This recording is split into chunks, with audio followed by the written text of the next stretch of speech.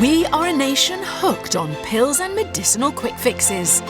Our health service spends billions of pounds on drugs that we might not need.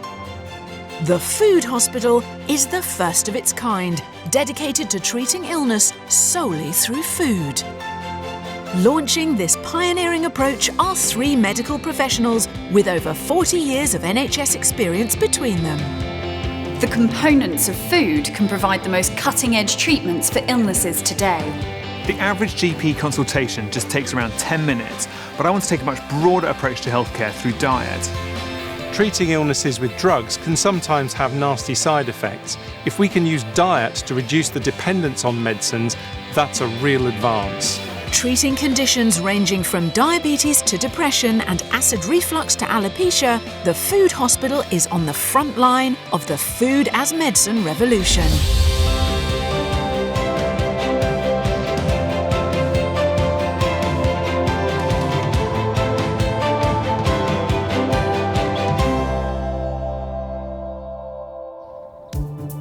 This week's patients include a former soldier whose sleep disorder makes him eat through the night. The sun goes down and I'm welded to the cookie jar. A couple desperate for a baby who are looking for help through food. The green areas of the sperm are those areas where the DNA is damaged. And a 27-stone teenager who's eating her way to premature death. I don't want to die just from being bigger. Dr. Pixie McKenna will be investigating sports drinks. Do they really boost energy? This week's first patient is desperate for an alternative to the life of medication she's currently facing. I'm Laura Nand, I'm 22 years old, I'm from Southampton, and I have Crohn's disease. Laura may be young, but once a month her own body attacks her with debilitating flare-ups. And I've got the flare-up in my mouth, abscesses, I've got ulcers in my gums and like the roof of my mouth. And then I've got this skin rash back again, which is sort of all over. Around 60,000 people in the UK suffer from Crohn's disease, an incurable chronic inflammation which can affect the digestive tract, from mouth to anus, but most commonly attacks the intestines. Symptoms can include extreme bloating, unsightly skin rashes, angry sores, and pus-filled abscesses. It's quite upsetting and frustrating when you can't do the things that you want to do. Despite her illness, Laura's about to realise her dream of graduating with a degree in modern dance. I love dancing, and I hope that I can have a job that means that I can just perform and dance every day, because it means everything to me when I'm performing, when I'm on stage. But her training regime is physically punishing, so her flare-ups have increased. It's incredibly invasive and takes its toll on Laura, leaving her fledgling career hanging in the balance. Emotionally, quite upset, to be honest.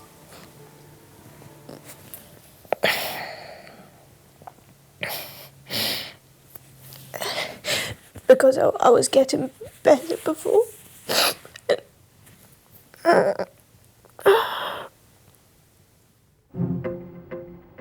The Food Hospital has sent Laura for an MRI scan to look for abnormalities in her bowel, where Crohn's is most commonly found. With no medical cure for Crohn's, the most common treatment is steroids, which can cause side effects like cataracts, osteoporosis, depression and hallucinations. So Laura's hoping that consultant surgeon Shaw Summers might be able to offer her an alternative through food. So Laura, Crohn's disease is an inflammatory bowel disease. It's not IBS as many people would understand it, like where it's just an irritation of the function of the bowel. We think it's caused by something in the intestine triggering a reaction in the lining against either a virus or something in the diet. Why it happens in some people and not others, we just don't know. But when the inflammation occurs, it's quite aggressive and it causes the lining of the intestine to basically fall off. A normal intestine absorbs the nutrients in food and sends them into the bloodstream. But with Crohn's, the immune system mistakenly attacks the intestine, which becomes inflamed with sores, making digestion difficult and painful. Actually, Shaw has Laura's MRI scan and wants to see how her intestines have been affected by 8 years of Crohn's. this grey wiggly thing is your small intestine. When it flares up, that area can become really quite thick and inflamed. If we look there, you can see the wall of that bit of intestine is slightly thicker, which means that there has been Crohn's there. Unlike the smooth lining of a normal intestine, a Crohn's-affected intestine looks different. When Crohn's gets really inflamed and nasty, it goes all lumpy and bubbly like that. It affects the way the bowel works because it can't absorb the way it normally does. Laura has a serious case of Crohn's disease. I'd like to try a pioneering diet devised by Addenbrooke's Hospital to see if we can reduce the dependence on steroids with all their side effects every time she gets a flare-up. Dietitian Lucy Jones is going to take Laura through the 3 steps of her food treatment. How often have you been having your flare-ups? About once a month. So it would be really nice if we would be able to avoid you going back onto steroids each time by manipulating the diet. The first stage of Laura's plan will kick in when she gets her next flare-up. At that point, she will cut out food altogether to allow her inflamed intestines to heal. She will only be allowed 8 prescribed liquid feeds a day. These drinks actually contain every vitamin and mineral and macronutrient, that's things like carbohydrates and fats, that you need. It's just in an already broken down form, which is less work Easier for your to body. absorb, is that? Exactly. Okay. Exactly. Okay, 1, 2, 3. Definite summer fruits flavour. It's nice. Is it nice? Yeah. That's really good news. It's fruity. After 4 weeks of her liquid-only plan, Phase 2 begins. This is the low-fat, fibre-limited exclusion, or low-flex diet. At this point, Laura will stop the drinks and start eating a small number of easily digested foods that's thought to be safe for Crohn's sufferers. By trying out prohibited foods one by one, Laura can gauge which ones trigger her flare-ups. The foods included in this diet cause symptoms in less than 5% of people with Crohn's disease. So they're pretty sure that when you follow this, you're going to be fairly safe. And then we carefully reintroduce new foods so that we can test which foods might cause symptoms in you. This process can take months, but Lucy hopes that when Laura returns to the food hospital, in 12 weeks' time, there will already be some improvement for the aspiring dancer. It's going to be interesting just to try something new and hopefully get results and just more understanding of myself and of Crohn's.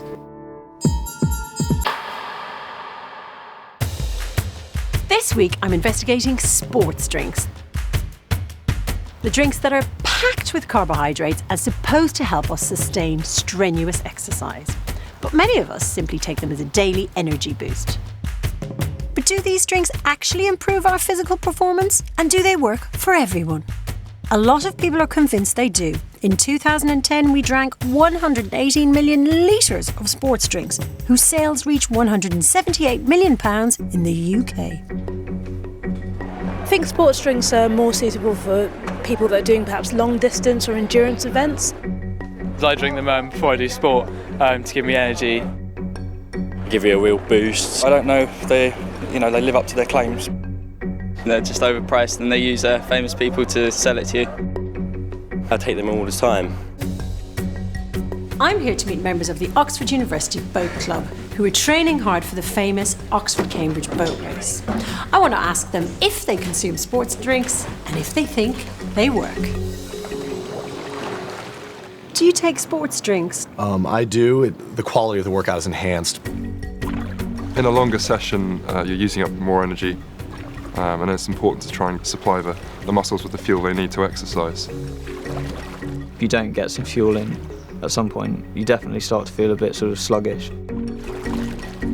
The Oxford rowers might believe their performance is enhanced, but do sports drinks really help them cross the line first?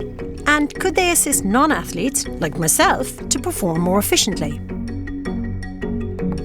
Later, I visit a human performance laboratory at Oxford Brookes University to find out.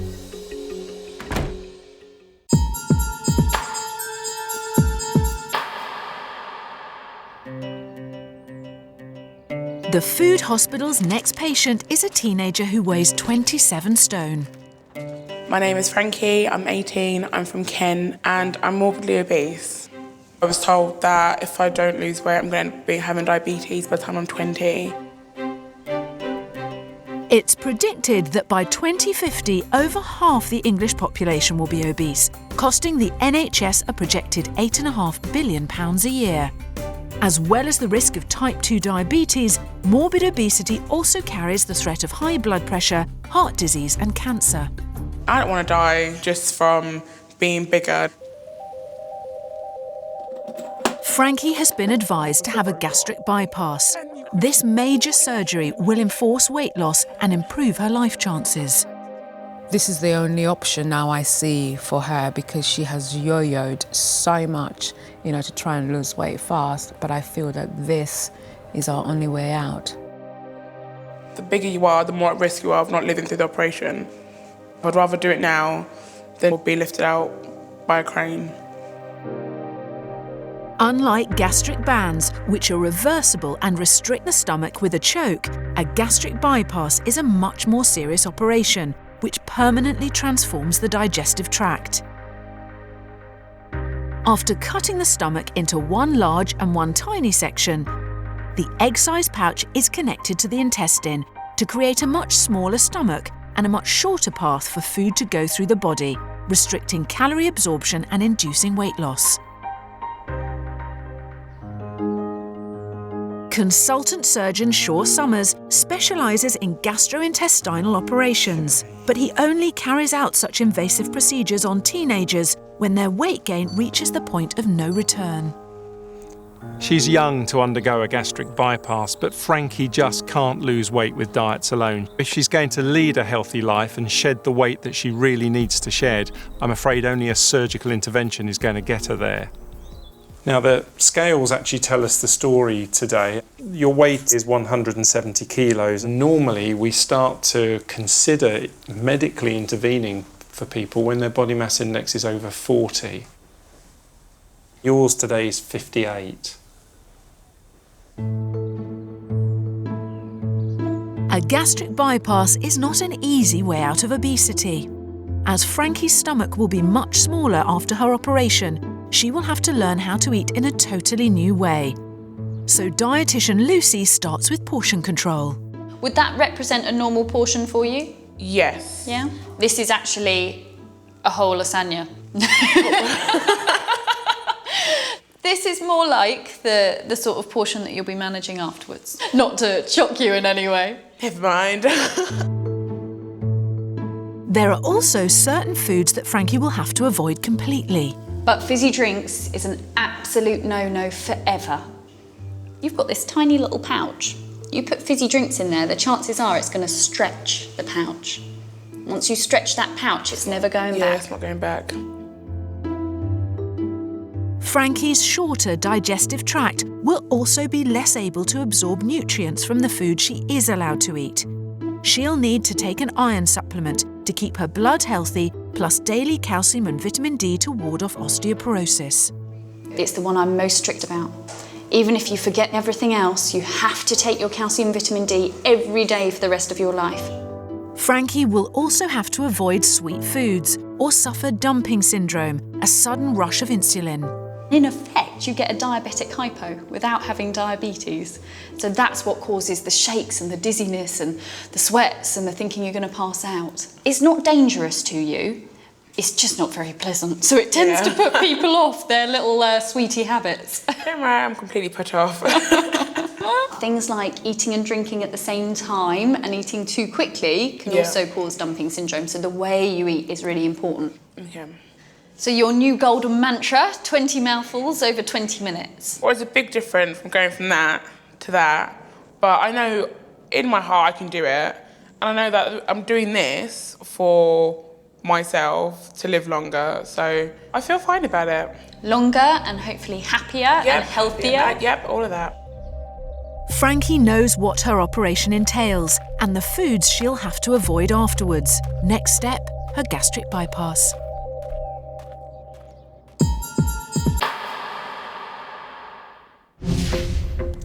I'm at the Human Performance Laboratory at Oxford Brookes University. I'm here to meet Dr. Charlie Simpson, who's researching whether sports drinks really do enhance athletic performance. Sports drinks were initially designed for endurance athletes, people doing exercise of maybe 90 minutes or more, particularly cyclists and marathon runners. There are a couple of key ingredients in a sport drink. There's the water, which combats dehydration, and there's the carbohydrate, which provides energy to the exercising individual. Would drinking sports drinks help me with my training and my fitness? It probably wouldn't hurt your training. It'll either have some benefit or make very little difference at all. If you're going to exercise for maybe 45 minutes or longer in a continuous fashion, it's likely to enhance your performance. The two main factors affecting stamina are dehydration and fatigue. To test whether sports drinks help with either, Dr. Simpson has devised a two-part endurance test in which students ride for 75 minutes at 65% capacity, take a 5-minute rest, and finally, to test their endurance, pedal at 95% capacity until they can't go any further. The sample group ingest a sports drink on one occasion and flavoured water on the other, but they don't know which they're having. They repeat the experiment on 2 separate weeks. 1 week they get one drink and the following week they get the other drink. And we compare each student's performance from week to week against the different drinks. And what sort of results do you find? When we have the flavoured water and we compare the results to the carbohydrate drink, the carbohydrate drink tends to increase endurance by around 10 to 20% typically, providing the exercise task is long enough. So Charlie, what is a sports drink? There's nothing particularly fancy about them. Sodium is just salt. The carbohydrate is glucose and fructose and things that you would find in your kitchen ordinarily. To prove his point, Dr. Simpson uses low-calorie orange squash, sweetener, glucose, salt and water to make the sports drinks that he uses for his experiments. We mix all that in together and you've got your own homemade sports drink for about 10 pence. And that's around 1/10 of what you'd pay in the shops. But don't forget about the calories you're consuming if you're regularly drinking them without any exercise at all. So sports drinks are scientifically proven to help our Oxford rowers and any endurance athlete. In fact, anyone who exercises for longer than 45 minutes will see an energy boost that plain old water simply doesn't deliver. And if you can be bothered and make your own at home, you'll save yourself some money.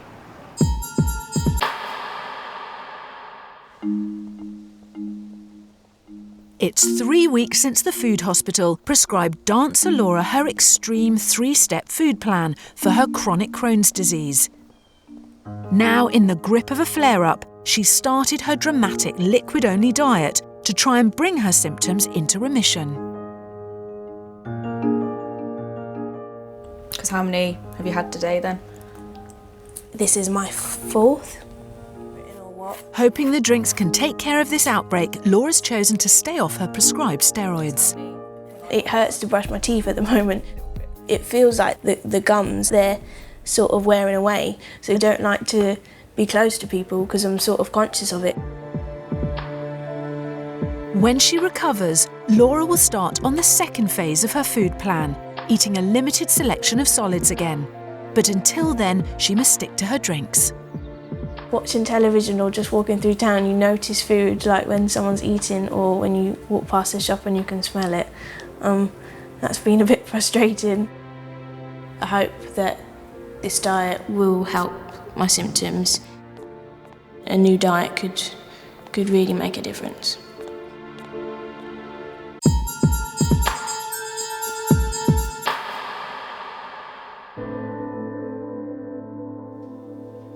The Food Hospital's consultant surgeon, Shaw Summers, has performed over 1,400 gastric bypass surgeries. Today, he is going to operate on 27-stone teenager Frankie. How are you, Frankie? I'm good. You okay? Okay. Are you clear about what we're doing today? Yes. I'm feeling like I want to get it over and done with already. She's my daughter, you know, my little girl, you know, and if I could go through it for her, I would. It's a big operation, but if successful, it could save Frankie's life. By cutting the stomach down to one tiny section and connecting it to the intestine, Frankie's body will be massively restricted in the number of calories it can absorb.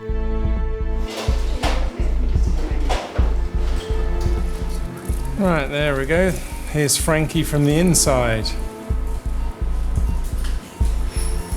My job there is to find the origin of her small intestine and construct the bypass. So it's like pulling up a string of sausages. Okay, so having decided where I'm going to cut her small intestine, I've now got to use a special staple gun, which will allow me to split the intestine in two. And as I let go, you'll see the intestine just come apart with the staples in between. There we go. Now, this operation is different to a band. All a band will do is sit at the top of the stomach and cause a restriction, a bit like having a collar on that's too tight. Whereas a bypass operation causes a number of metabolic effects, like making you less hungry, like making you less happy with sweet foods. And those effects mean that it's much more effective as an operation for weight loss. 3/4 of an hour later, Frankie has a new micro stomach and hopefully a new future. She's fine, all right. Everything's gone well. Thank you. All right. Yeah, and you look after her. Okay. She's only 18 and the world is her oyster. But now the real work starts. Frankie will have to stick rigidly to the strict food plan that Lucy has given her.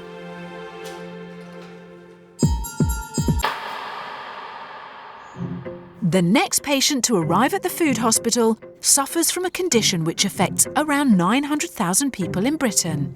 My name's Daniel Coffey. I'm 46. I live in York. I eat when I should be sleeping. Once a fit and healthy soldier in the Coldstream Guards, standing sentry at Buckingham Palace, nowadays Daniel is unemployed, spending his days comfort eating on the sofa. And his nights are blighted by night-eating syndrome. I'll have my evening meal, maybe have a little bit of supper a little bit later on, go to bed, and then at some point during the night, I'll get up and I'll start eating biscuits. So much nighttime activity means that by day, Daniel is constantly tired, and for his wife Sheila, it's an ongoing ordeal.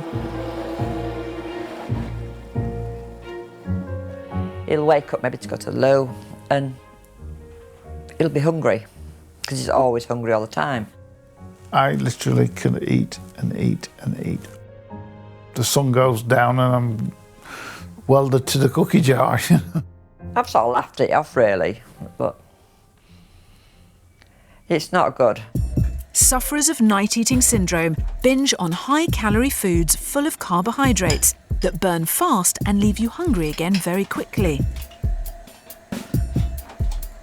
Daniel's constant eating has left him with a number of side effects, including erectile dysfunction. At the moment, because of his weight, we don't have a physical relationship. We haven't for about a year. I'm not always happy about it. I'm a woman, but this is it, this is the things you've got to put up with, it's life. To understand Daniel's night-eating habits better, Shaw Summers and Gio Miletto have arranged for night vision cameras to be installed at his house. And here you are. Can you tell us what you're doing there? In the cupboard, in the biscuits. Right, and you remember doing this, do you? Yeah. 3:15 in the morning. Right, so it really is the dead of night. And is this every night that you're eating? It's pretty much nearly every night. Here, you're actually reaching out for, what is that, a cupcake? Have you had phases where you'd eat something a bit more substantial? I do have sausage roll and stuff and pasties. Daniel, it sounds like what you have is a kind of emerging syndrome that we know as night eating, and this is characterised by people that are essentially aware of what they're doing, so not sleepwalking, but are up in the night eating kind of high-calorie foods pretty much consistently. So what we want to focus on is this behaviour.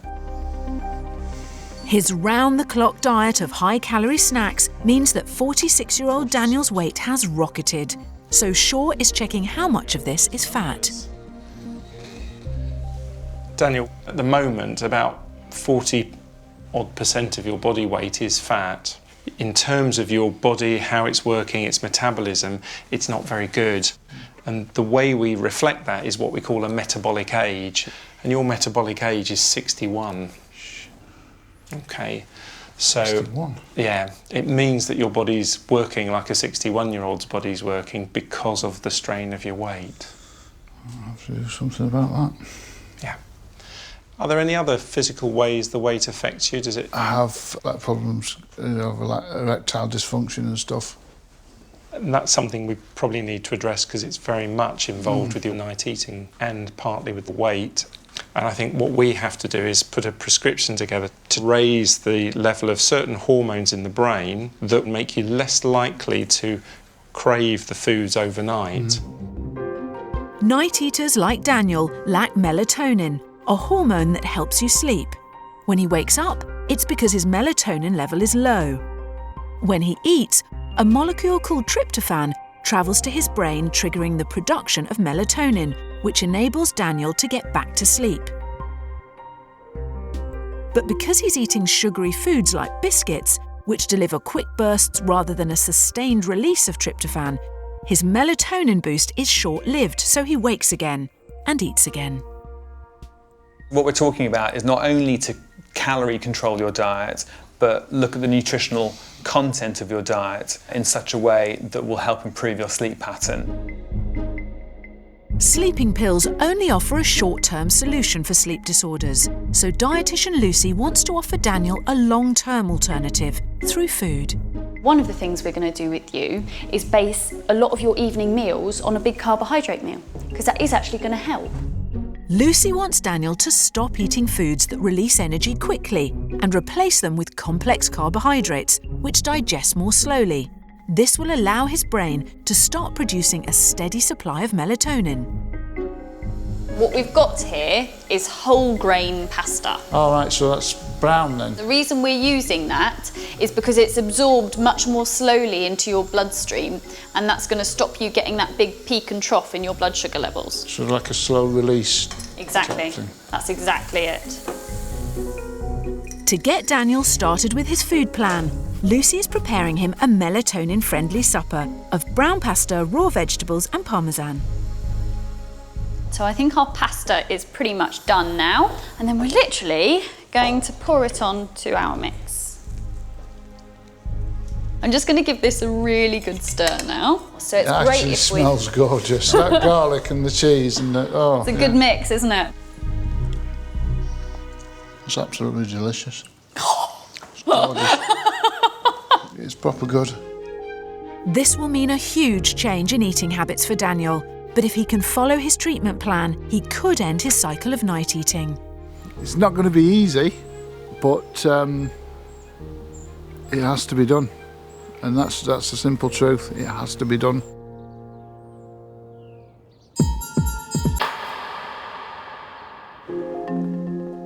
It's 8 weeks since 22-year-old dancer Laura completed stage 1 of her 3-step plan to try and combat her severe Crohn's disease.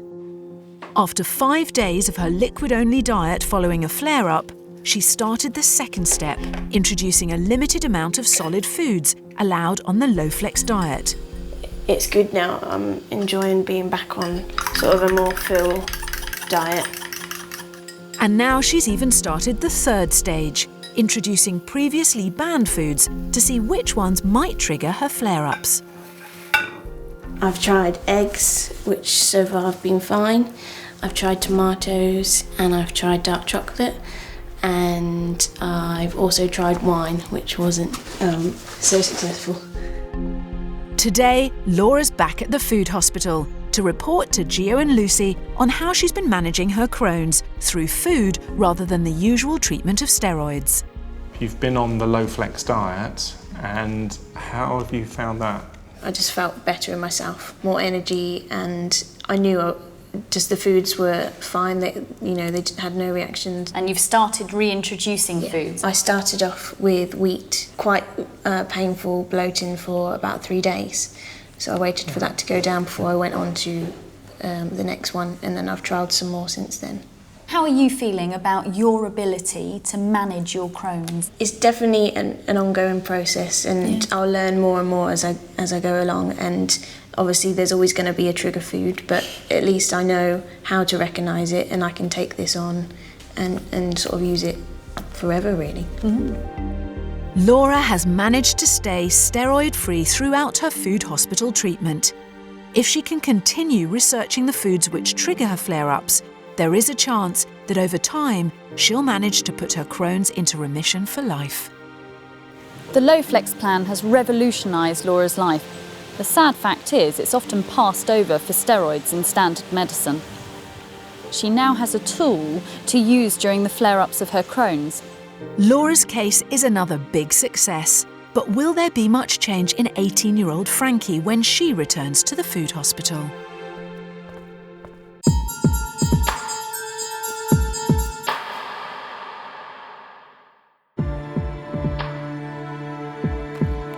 Phil and Emma have come to the food hospital with a problem facing up to 1 in 7 couples in the UK.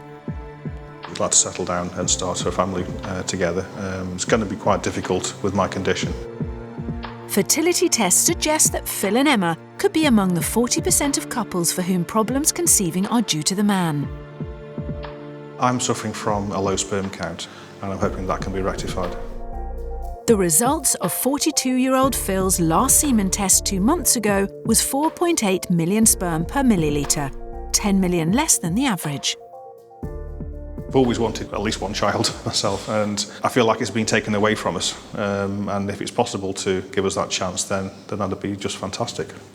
It'd just be an absolute winning the lottery effect, really. It'd just be over the moon. You know, I don't think anything else could come close to it, really. To get the most recent reading of Phil's sperm quality before coming to the food hospital, the couple have an appointment with the North of England's leading fertility expert for another spermiogram.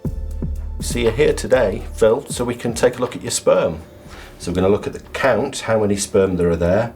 We're going to see how the sperm swim. We're also going to look at the quality of the DNA inside the head of the sperm, and that will tell us whether the sperm DNA is of good quality or whether it's broken up into little fragments and needs to be repaired. Phil's sperm count has decreased in recent years, which at 42 could partly be attributed to his age. But a drop in numbers isn't necessarily the only contributing factor in male infertility. We can look down the microscope and we could potentially see lots of sperm that are swimming well that apparently look normal, but if the DNA is damaged, when that sperm gets to the egg, it may mean that fertilisation doesn't happen properly and an embryo doesn't develop. Now, Phil and Emma have come to the food hospital looking for nutritional advice that might boost their chances of conception. First, Gio wants to discuss the results of Phil's sperm test. The sperm count is 22.1 million. So that's kind of borderline. The motility, which is how well the sperm are moving, is about 50%, and that's normal as well. Then we're looking here at the sperm DNA, and the green areas of the sperm are those areas where the DNA is damaged. So, although Phil's sperm count has improved, there are problems with its DNA. However, a recent survey of couples undergoing fertility treatment showed that their chances of conceiving may be improved by increasing antioxidants in their diet. So Lucy wants to show Phil and Emma some pointers which could help repair some of the damage to Phil's DNA. What we've got here is a lovely little selection of apples, and they've all been cut in half and left to brown. When you cut it, you're actually breaking down the cells, and the air is going to act with all of the enzymes and cause it to start oxidating and breaking down. What we've actually done over on the plate is to sprinkle over it lemon juice. And the powerful antioxidants such as vitamin C in the lemon juice has actually stopped that oxidation from happening. So translating this into your body, the antioxidants present in things like lemon juice are going to stop the damage from happening to your DNA, and that includes your sperm. As well as possibly boosting fertility, a diet rich in antioxidants also has cancer-fighting properties and benefits your general health. If you want to boost your antioxidant intake, opt for foods that keep their colour, like citrus fruits, blueberries, strawberries and broccoli. Foods that brown easily, like apples, bananas, avocados and onions, contain fewer antioxidants. Zinc is another essential component of genetic material, and not eating enough can affect sperm. Oysters provide the most zinc, but meat and poultry are also good sources. As a vegetarian, Phil will have to increase his intake from other foods. What do you eat and what don't you eat? I do eat eggs. I do drink milk. No fish, no chicken, no meat. Whether you're getting enough in, I think, is arguable at the moment. We need to get more nuts and seeds in, pulses, and also things like oats, because all of those are going to represent small amounts of zinc, which taken regularly can help build up the levels in your overall diet. Many vegetarians eat soya as a source of protein, but controversial research, which splits scientific opinion, suggests that it may not be advisable for men wanting to conceive. That could be because of the link phytoestrogens in things like soya, which are a bit like the estrogens in female hormones. Armed with a food plan high in oats and seeds for zinc and protein, and packed with antioxidant-rich fruits and vegetables, Phil and Emma hope they may be able to improve their chances of having a baby.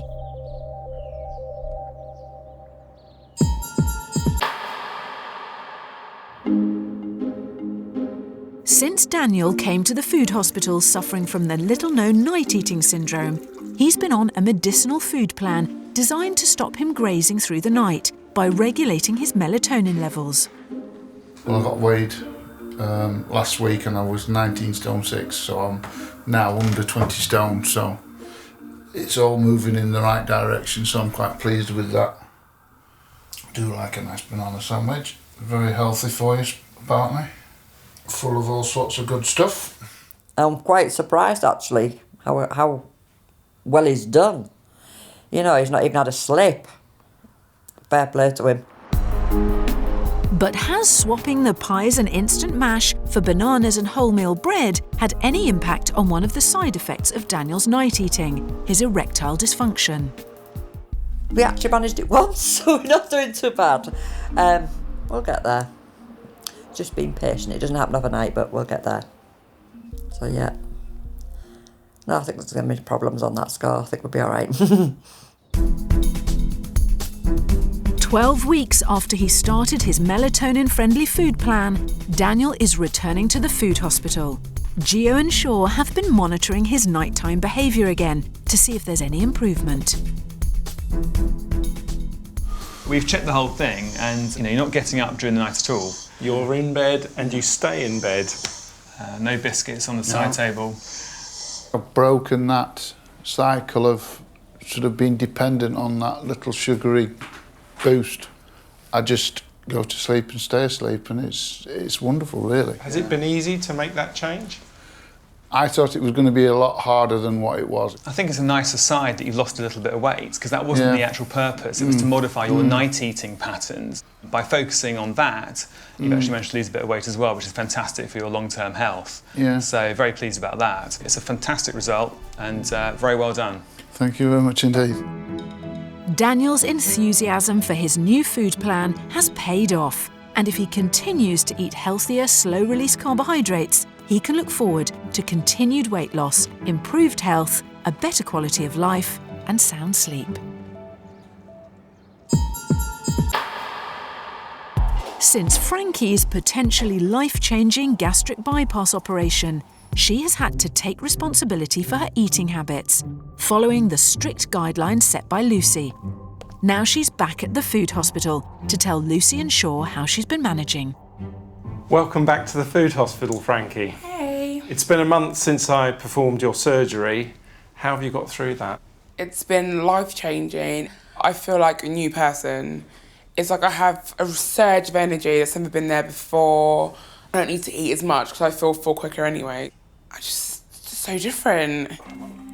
If Frankie can maintain this level of control over her diet, she could lose up to 66% of her excess weight. In the 4 weeks since your surgery, you've lost over 15 kilos in weight. Now that's what I would expect in the first few months after surgery, but that will slow down as time goes on. Frankie isn't just eating less, she's also changed what's in her diet. I don't eat meat anymore. Whilst I do not mind at all that you've gone vegetarian, I want you to try and aim for 3 good protein sources a day with each of your meals to try and make sure that you're getting enough in. As with all gastric bypass patients, Lucy advised Frankie to steer clear of sugary foods in order to avoid dumping syndrome, which can cause symptoms similar to a diabetic hypo, like dizziness and diarrhoea. I see sweets and I see chocolates and I think, that's a hypo in a bag. No, there's no way I'm going near that. She learned this lesson the hard way on a visit to church. I had some flavoured water and I'm sitting in church and I think the Spirit's in me. I'm just like, what are you talking about? And I was like... Bit of an outer body. Yeah, and then she's gone, no, you're having a hypo. I was like, uh-oh. But despite this tiny lapse, Frankie sees her operation as the beginning of a new life. Yeah, August the 19th, which was my operation, is now like my birthday because that's when the new Frankie arrived and took the world by storm.